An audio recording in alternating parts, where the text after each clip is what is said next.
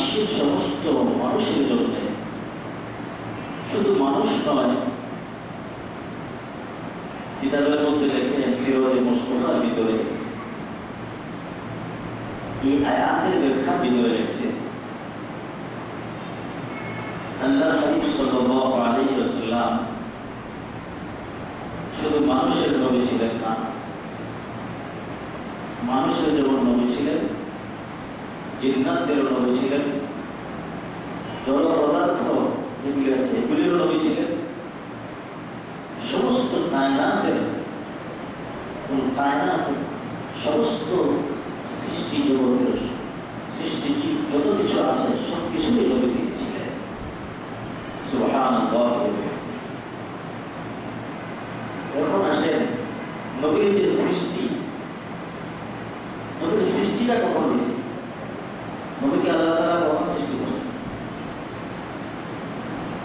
এত কিছু আল্লাহ তাআলা বানাইলেন,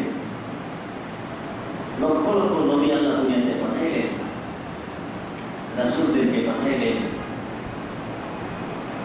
সাহাবায়ে কেরামরা আসলেন, কত বড় বড় পীর মাশায়েখ, গাউস, কুতুব, আবদাল, কত বড় বড় হাস্তি দুনিয়াতে আসছেন।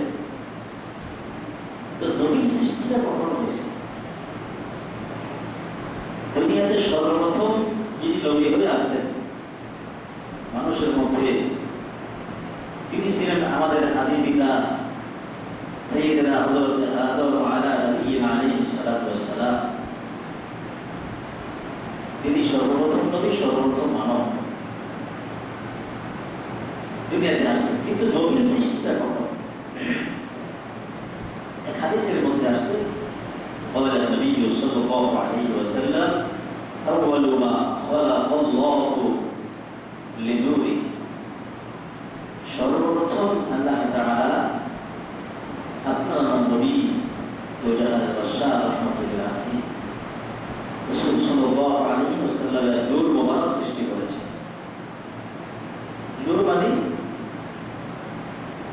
নূরের অনেক ব্যাখ্যা এখানে আছে, যদিও আমার কিছু বন্ধু দোস্ত আহবাবেরা ভাইয়েরা বলেন নবী নাকি নূরের তৈরি। এখানে নূরটাকে পার্থক্য করতে হবে, আলোচনা খুব গুরুত্বপূর্ণ। এই বিষয়টা না বোঝার কারণে, বাড়াবাড়ি করার জন্য আমাদের ইমানের মধ্যে যে জটিলতা, কঠিন সমস্যা, এটা অনেকে বোঝে না। নবীজি বলছেন আউয়ালু মা খালাকাল্লাহু লিনুরি, সর্বপ্রথম আল্লাহ তাআলা নবীর নূর মোবারক সৃষ্টি করেছেন।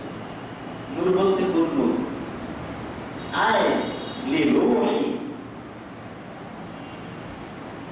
নবীজির রূহের নূর, নবীজির রূহ মোবারকের যে নূরটা ছিল, ওই নূরকে আল্লাহ তাআলা সর্বপ্রথম সৃষ্টি করেছেন। সুবহানাল্লাহি ওয়া বিহামদিহি। এই প্রথম সৃষ্টি, ওই সৃষ্টি থেকে আল্লাহ তাআলা কলম সৃষ্টি করেছেন, লৌহে মাহফুজ সৃষ্টি করেছেন, ফেরেশতাদেরকে সৃষ্টি করেছেন, সমস্ত কায়নাতকে ধাপে ধাপে আস্তে আস্তে করে সৃষ্টি করেছেন। কথাগুলি কি বোঝা আসতেছে ভাই? এসব কিছু নবীর সৃষ্টি থেকে আল্লাহ তাআলা সৃষ্টি করেছে। মিলাদুন নবী এটা বিশ্ববাসীর জন্য বরকতময়। অনেকে বলে আমরা নাকি নবীর মিলাদকে মানি না, মিলাদকে স্বীকার করি না। আরে দোস্তরা, তোমাদেরকে আমরা গালি দিই না, তোমাদেরকে আমরা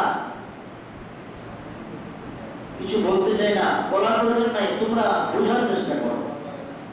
মিলাদকে যদি আমরা অস্বীকার করি, কেউ অস্বীকার করে, তাহলে তো সে ইমানদারি থাকতে পারবে না, ইমানই না। নবীর সৃষ্টির মাধ্যমে আল্লাহ সব কিছু সৃষ্টি করছে। তবে এই মিলাদ নিয়ে বাড়াবাড়ি করার কোন প্রয়োজন নেই, দরকার নেই। এই যে 12ই রবিউল আউয়াল,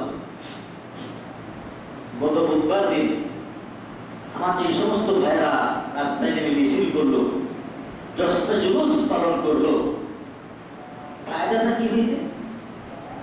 যে দেখেন যারা জশ্নে জুলুসের এই অনুষ্ঠান পালন করছে, ফজরের নামাজ পড়ে নাই, অধিকাংশই ফজরের নামাজ পড়ে নাই, মুখে দাড়ি নাই। আশিকে রসুল হতে হলে তো নবীর আদর্শকে নিজের জীবনে বাস্তবায়ন করতে। তোমরা নবীর সুন্নতগুলোকে আমল করার চেষ্টা করো, জীবনে বাস্তবায়ন করার চেষ্টা করো। এইভাবে করে মিছিল দিয়ে রাস্তায় নেমে গান বাদ্য করে উল্লাস করে আনন্দ উদযাপন করে কোন নবীর মিলাদ আদম নবী থেকে নিয়ে ঈসা নবী পর্যন্ত, ঈসা নবী পরে আমাদের নবী শেষ নবী রাহমাতুল্লিল আলামিন যার উসিলা আল্লাহ সব কিছুকে সৃষ্টি করেছেন, কোন নবীর মিলাদকে এইভাবে পালন করা হয়েছে আসমানের নিচে জমিনের উপরে কোন কিতাবে যদি থাকতো আমাদের নবী পালন করতেন।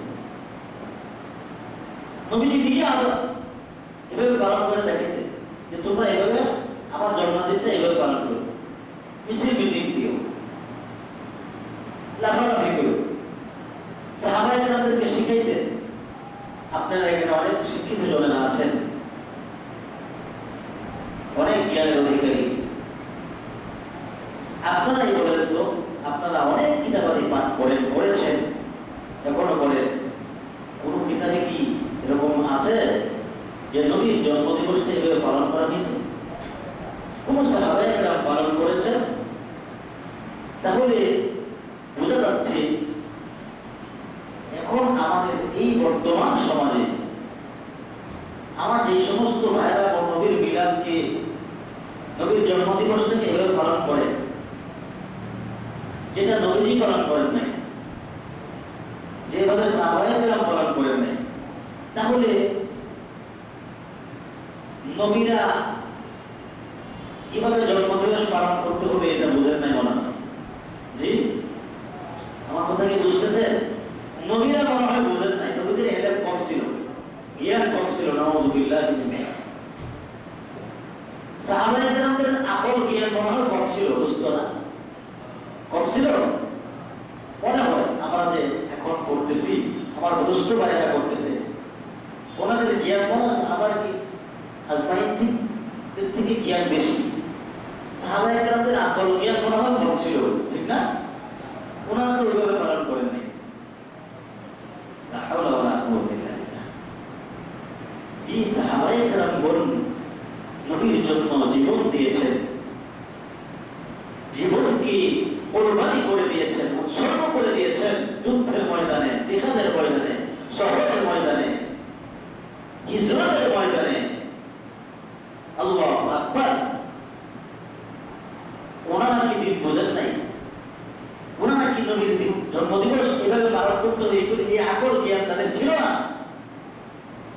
হাজার হাজার বছর পরে, শত শত বছর পরে এখন এসে আমরা আমাদের থেকে বেশি জ্ঞানী হয়ে গেলাম যে এইভাবে জন্মদিবস পালন করতে হবে।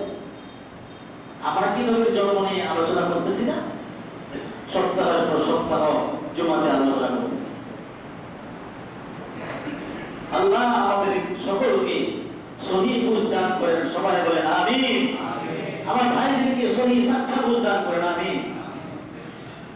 মুহতারাম দোস্ত, দ্বীন ইসলাম কত সহজ। ইন্না দ্বীনা ইউসরুন।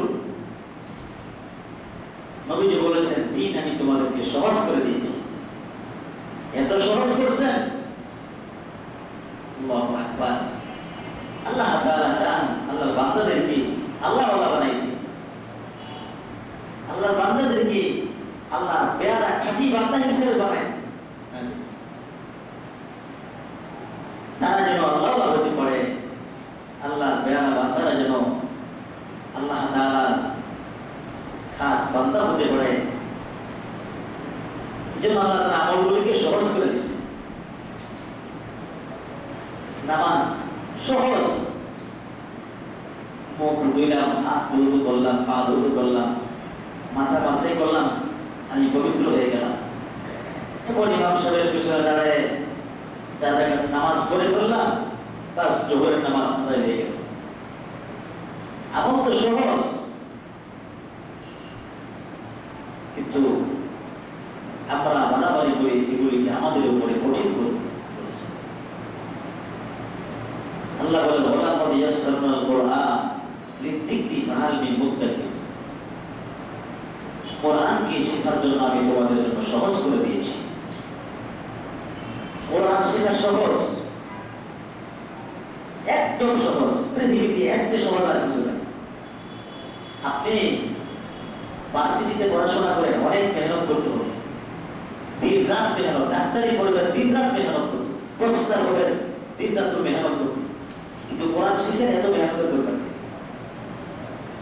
আপনি দিন রাত 24 ঘন্টার ভিতরে আধা ঘন্টা সময় শিখেন, আধা ঘন্টা, বেশি না। 6 মাস পরে, 1 বছর পরে আপনি ভালো কোরআন শরীফ তেলাওয়াত শিখতে পারবেন, ভালো কারি হয়ে যেতে পারবেন।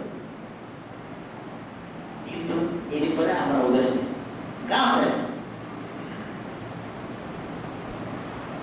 আল্লাহ বলেন ওয়া আরসালনাকা ইল্লা রাহমাতাল লিল আলামিন। হে নবী, আমি আপনাকে বিশ্ববাসীর জন্য রহমত হিসাবে প্রেরণ করেছি, দুনিয়াতে পাঠিয়েছি। নবীজি বলেন বুইসু রাহমাতান, আমি দুনিয়াতে তোমার জন্য রহমত নিয়ে এসেছি। আমি রহমতের নবী, নেয়ামতের নবী, বরকতের নবী। তো আমরা নবীকে চিনলাম না, দুনিয়ার সব কিছু চিনি। গাছ নবীকে সালাম করে, নবী রাস্তা দিয়ে হাঁটে, গাছ নবীকে সালাম করে, পশু পাখি নবীকে সালাম করে, জঙ্গলার বাঘ হিংস্র প্রাণীরা নবীকে সালাম দেয়, সেলুট দেয়। কিন্তু আমরা নবীর আদর্শ মানতে পারি, উম্মত হই। এই উম্মতের জন্য নবীজি সারা জিন্দেগি আল্লাহর কাছে কান্নাকাটি করছে। আমার উম্মতের কি অবস্থা হবে, আমার উম্মতের নাজাতের কি ফয়সালা হবে। উম্মত হয়ে আমরা নবীকে ভুলে গেলাম, ঠিক না? উম্মত হয়ে নবীকে ভুলে গেছি। আমাদের মধ্যে পোশাকের মধ্যে নবীর আদর্শতা নেই, চেহারার মধ্যে নবীর আসল আদর্শতা নেই, ব্যবসার মধ্যে নবীর আদর্শ নেই, চাকরি বাকরির মধ্যে আদর্শ নেই, বিবাহ শাদীর মধ্যে আদর্শ নেই। আমরা নবীকে ভুলে গেলাম, বড় দুঃখ লাগে, বড় আফসোস লাগে। মহতারাম দোস্ত, নবীর জন্মটা কেমন বরকত ছিল। আল্লাহু আকবার। নবীর জন্মের দিন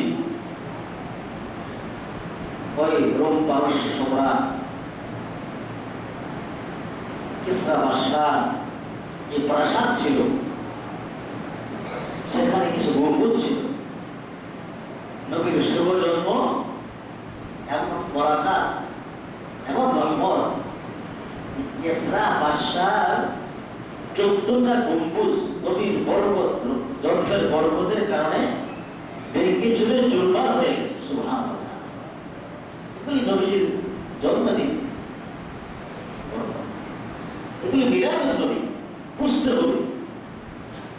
লাফালাফির নাম এটা মিলাদুন নবী পালন করে। 2 নম্বর,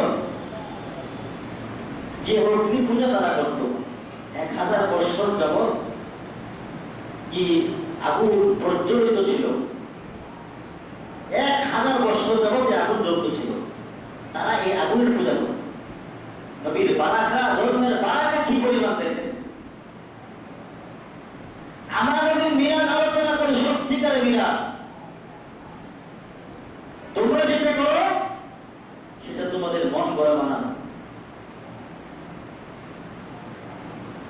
ওই আগুন নবীর জন্মের বরকতে মুহূর্তের ভিতরে নবীর ভিতরে নির্বাপিত হয়ে গেল। সুবহানাল্লাহ। নবীর জন্মের বরকত, মিলাদুন নবী, মিলাদুন নবী। ওই সাগরের পানি নবীর বরকতে শুকিয়ে গেছে। তাই দোস্ত বুজুর্গ, বুঝতে হবে ইসলাম সত্য, ইসলাম শিখতে হবে, জানতে হবে। আমাদের জানার করতে, মোতালা করতে হবে, পড়তে হবে কিতাব। বাংলাতে অনেক কিতাব বেরিয়েছে। সিরাতে মুস্তাফা একটা কিতাব কিনেন, বুখারী শরীফের ব্যাখ্যা এটা আপনারা পড়েন, দেখবেন সব আমার চক্ষু খুলে যাবে, আমার জ্ঞান খুলে যাবে। আল্লাহ তাআলা জ্ঞান বাড়ায় দেবেন। একজন ব্যবসায়ী ছিল, ইহুদি ব্যবসায়ী। আমাদের আয়েশা রাদিয়াল্লাহু তাআলা আনহা থেকে হাদিসটা বললেন, ইহুদি ব্যবসায়ী মক্কায় বসবাস করতেন। যে রাত্রিতে সুবহে সাদিকের সময় বিশ্ব নবী, আখির জামান নবী, শেষ নবী দুনিয়াতে আগমন করলেন। এই নবীর জন্মটা কিন্তু দিনের বেলা হয় নাই। নবীর জন্মটা আমাদেরকে লক্ষ্য করেন, নবীর জন্ম কিন্তু দিনের বেলা হয় নাই, মধ্যরাত্রিতেও হয় নাই।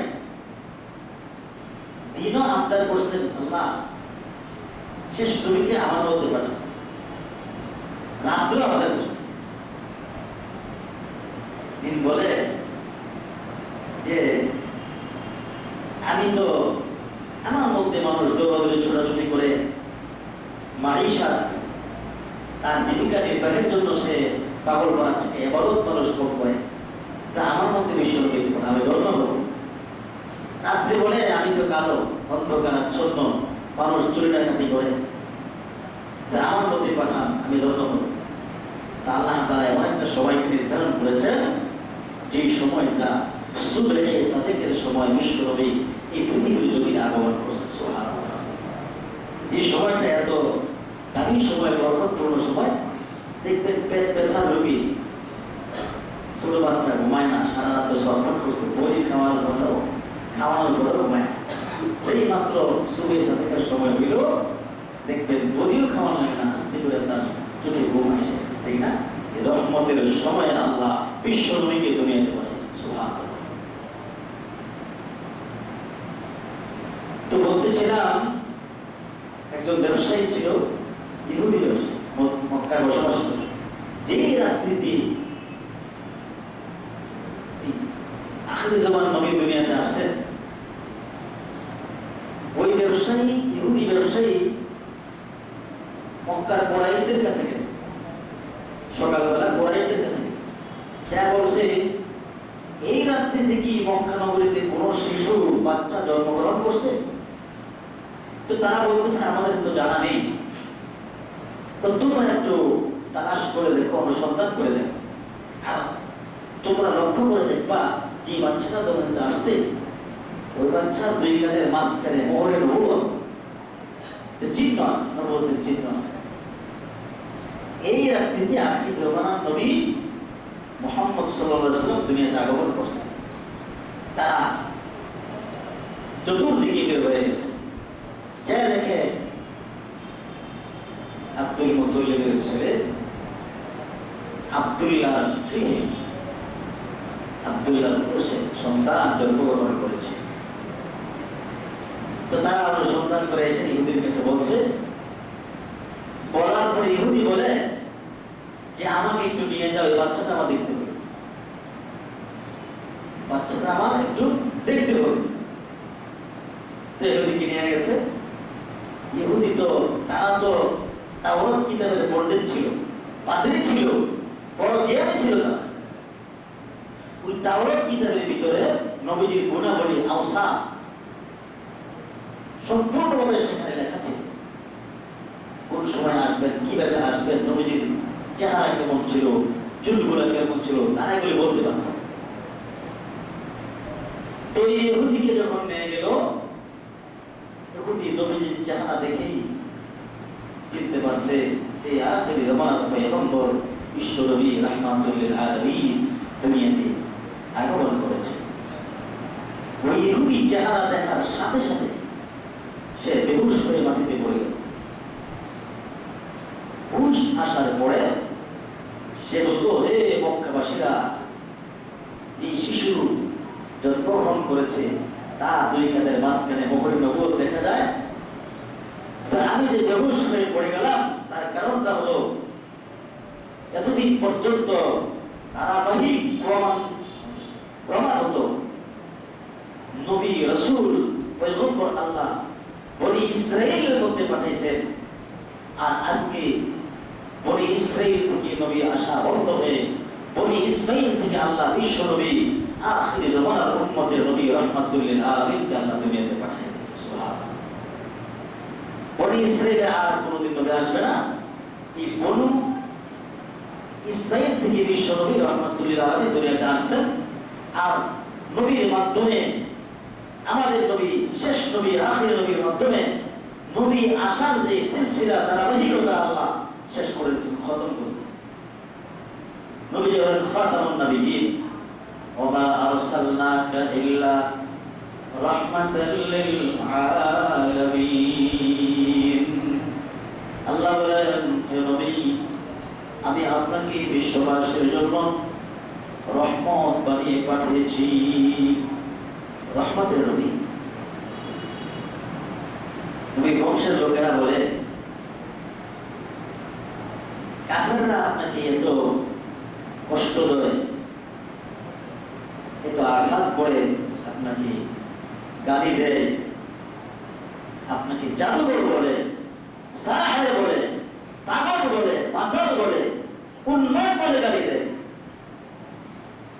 এত কষ্ট দেওয়ার পরে আপনি কি তাদের জন্য একটু বর্তমান করতে পারেন না? আপনি যদি খালি একটু জবান দিয়ে সামান্য পরিমাণ একটু বের করেন, সারা পৃথিবী তস্তস হয়ে যাবে, ধ্বংস হয়ে যাবে, মক্কাবাসীরা সব শেষ হয়ে যাবে, খতম হয়ে যাবে। নবীজি কি জবাব দিলেন? লাম উবা'আস আ'লাম ওয়া ইন্নামা বু'ইসতু রাহমাতান।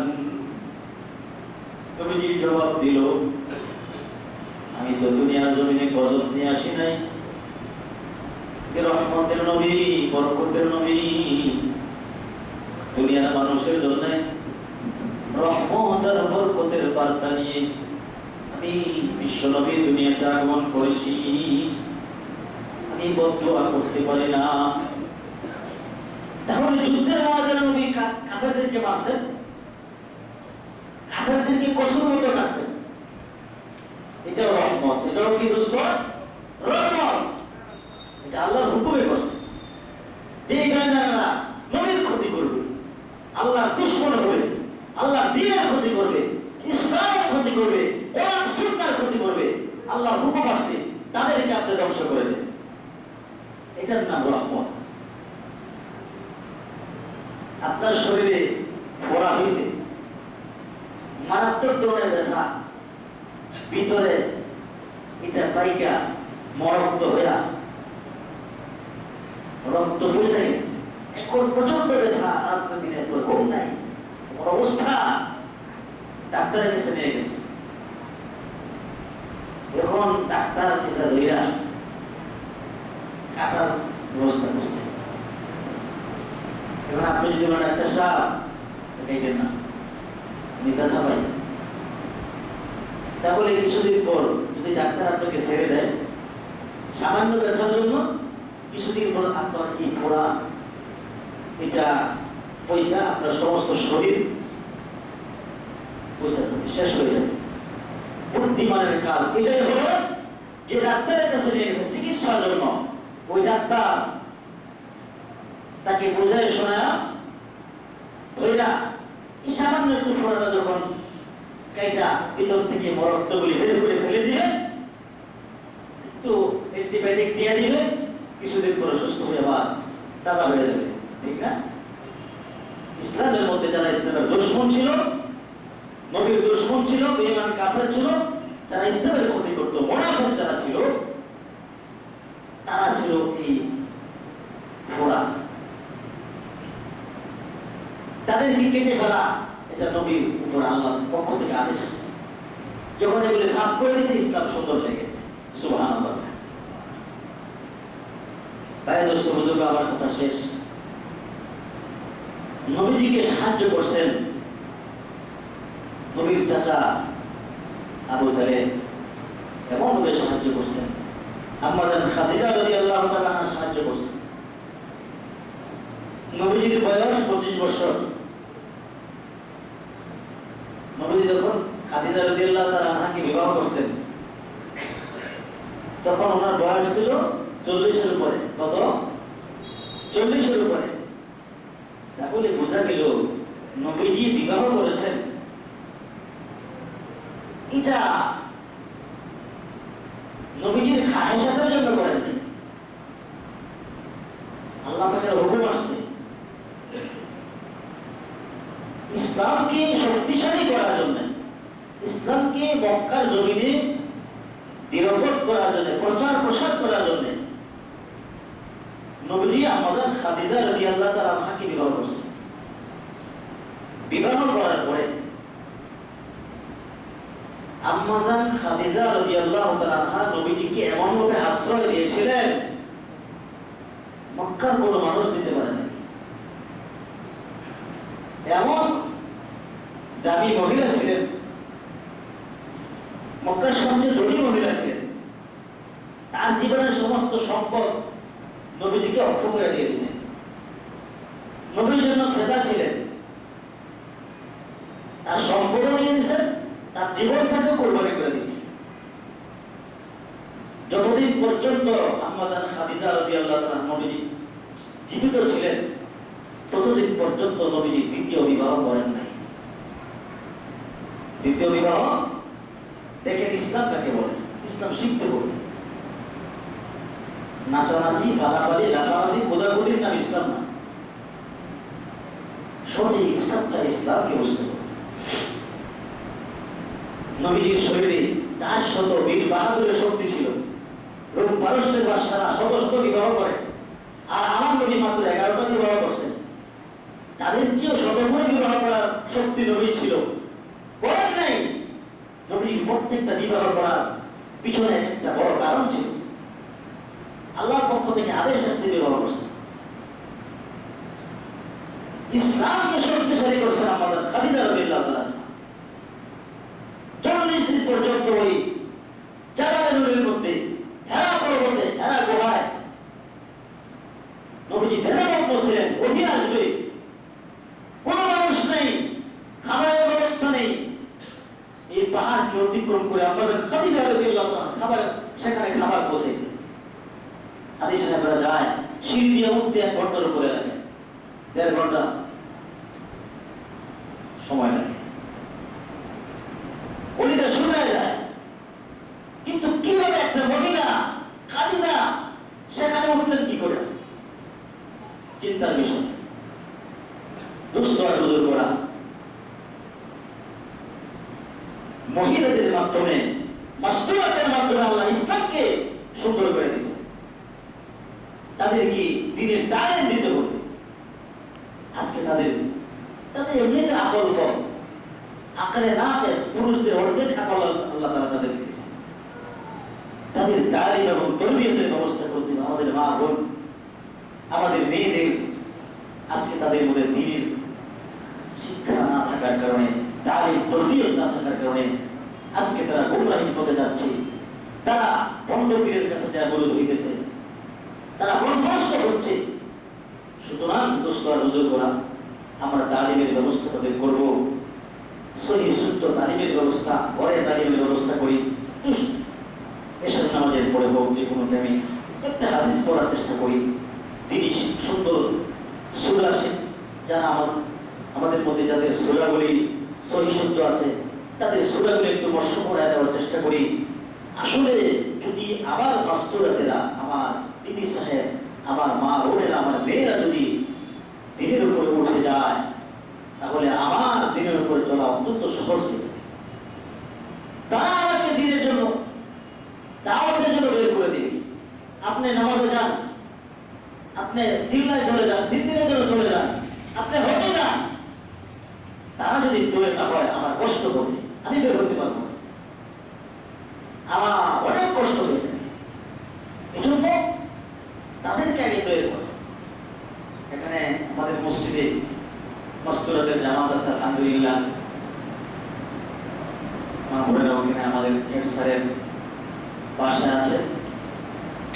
আমাদের মা বোনদেরকে এখানে আমরা পাঠাই দেবো, সাথে এখান থেকে তালিম হবে, তরবিয়তের আমল হবে, বয়ান হবে, এতে করে আমাদের মা বোনদের জেহান তৈরি হবে, তারা অগ্রসর হতে পারবে, আমাদের অনেক ফায়দা হবে। নবীজির সারা জিন্দেগির 63 বছরের জিন্দেগির কাজ এটাই ছিল, এটাই নবীজির দায়িত্ব ছিল। দাওয়াতের কাজের দায়িত্ব, তালিমের দায়িত্ব, তাজকিয়ার দায়িত্ব, মানুষকে দ্বীনের উপর ওঠানোর দায়িত্ব, আল্লাহর সাথে সম্পর্ক করে দেওয়ার দায়িত্ব ছিল। এটা আমাদের আজকের দায়িত্ব। কিয়ামত পর্যন্ত আনেওয়ালা উম্মতের উপর এই দায়িত্ব ন্যস্ত হয়েছে, বিশেষ করে উলামায়ে কেরামদের বেশি দায়িত্ব। আল্লাহ আমাদেরকে বোঝার আমল করার তৌফিক দান করুন। আমিন। ওয়া আখিরু দাওয়ানা আলহামদুলিল্লাহ।